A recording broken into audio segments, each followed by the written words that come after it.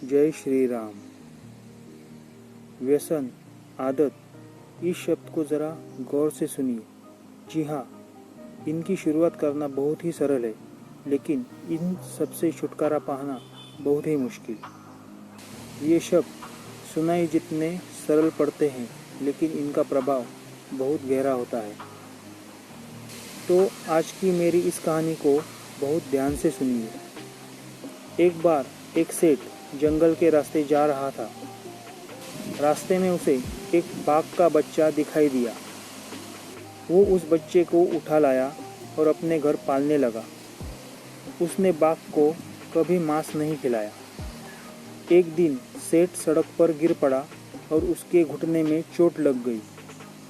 चोट लगने के कारण उसके घुटने से रक्त की धार बहने लगी।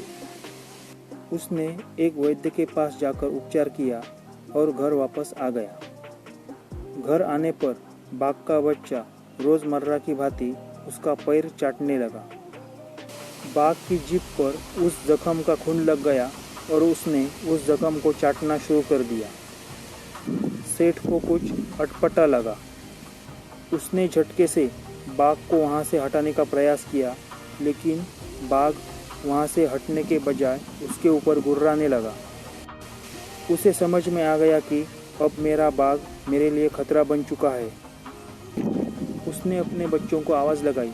बच्चों ने अपने पिता को बचाने के लिए घर में रखी बंदूक से बाघ के सिर में गोली मारकर उसे मार दिया।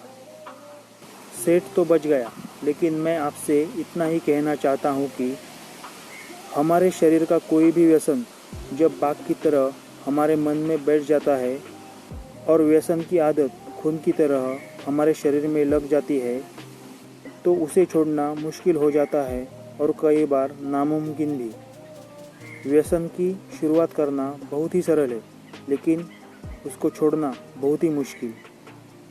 ये सारे व्यसन उस बाघ की तरह हमारा खून चूसते रहते हैं और हम ये सोचते हैं कि ये सब व्यसन हमसे छूट जाए, लेकिन ये सब व्यसन छूटने के लिए तैयार नहीं होते। सेठ के बच्चों ने तो उस बाघ को मारकर अपने पिता को बचा लिया, पर हमारे भीतर के इस व्यसन रूपी बाघ को मारने के लिए बाहर से कोई नहीं आने वाला। इस व्यसन रूपी बाघ को मारने के लिए हमें खुद संकल्पित होना होगा। अपने चंचल रूपी मन को एकाग्र करके जागरूक करना ही होगा। आशा करता हूँ आपने आज की इस मेरी कहानी से बहुत बड़ी सीख ली होगी।